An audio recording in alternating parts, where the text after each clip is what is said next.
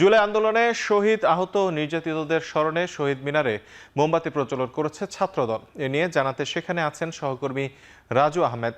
যুক্ত হচ্ছি তার সাথে। রাজু, জুলাই আন্দোলনে শহীদদের স্মরণে কি বলছেন তারা?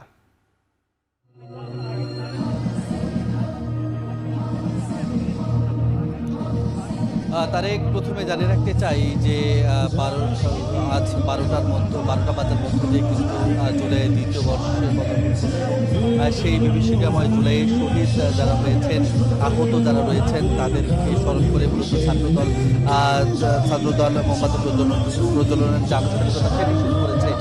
আপনারা যদি এই মুহূর্তে দর্শকদের দেখাই, এই মুহূর্তে ছাত্রদলের সকল স্তরের নেতাকর্মী যারা রয়েছেন, বিশেষ করে ঢাকা বিশ্ববিদ্যালয় এবং এই মহানগরের স্কুল কলেজ এবং প্রাইভেট বিশ্ববিদ্যালয়ের ছাত্রদের শাখা সদস্যরা আছেন, সবাই এখানে উপস্থিত হয়েছেন এবং হাতে মোমবাতি জ্বালিয়ে তারা কিন্তু জুলাই শহীদ যারা রয়েছেন তাদের প্রতি শ্রদ্ধা জ্ঞাপন করছেন।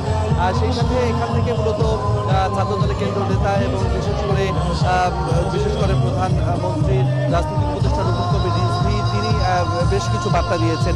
ছাত্রদলের নেতারা যেমনটি বলছেন যে এই জুলাইকে বিভিন্নভাবে মূলত ব্যবহার করা হয়েছে, বিকৃতভাবে ব্যবহার হয়েছে। জুলাই অপপ্রচার জুলাইকে নিয়ে হয়েছে, এখন জুলাইকে বিক্রি করার অভিযোগও তারা করেছে বিভিন্ন ছাত্র সংগঠনের বিরুদ্ধে।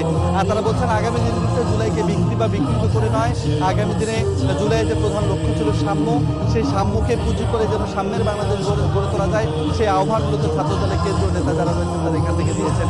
একই সাথে রুহুল কবির রিজভী তিনি যেমনটি জানিয়েছেন, এই জুলাই আসলে কারো একক কৃতিত্ব নয়, জুলাই মূলত যারা শহীদ হয়েছেন তাদের কৃতিত্ব।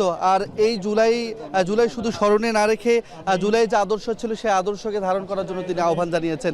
একই সাথে জুলাই যে শহীদদের হত্যা করা হয়েছে, ফ্যাসিবাদী যে সংস্কৃতি ছিল সেই সংস্কৃতিকে বিতাড়িত করার যে প্রয়াস ছিল সেই প্রয়াস যেন অব্যাহত থাকে, সেই বার্তাও কিন্তু এখান থেকে জানানো হয়েছে। আর সার্বিকভাবে যদি জানাতে চাই যে এখন পর্যন্ত যে আনুষ্ঠানিকতা ছিল সেই আনুষ্ঠানিকতা একটু আগে শেষ হয়েছে, অর্থাৎ মোমবাতি প্রজ্বলনের মধ্য দিয়ে জুলাই শহীদ এবং আহতদের শ্রদ্ধার কার্যক্রম সেটি আনুষ্ঠানিকভাবে এই মুহূর্তে শেষ হলো। আর তার এই ছিল এখন পর্যন্ত আমার কাছে শহীদ মিনার থেকে সর্বশেষ। শহীদ মিনার থেকে সবশেষ জানাচ্ছিলেন সহকর্মী রাজু আহমেদ।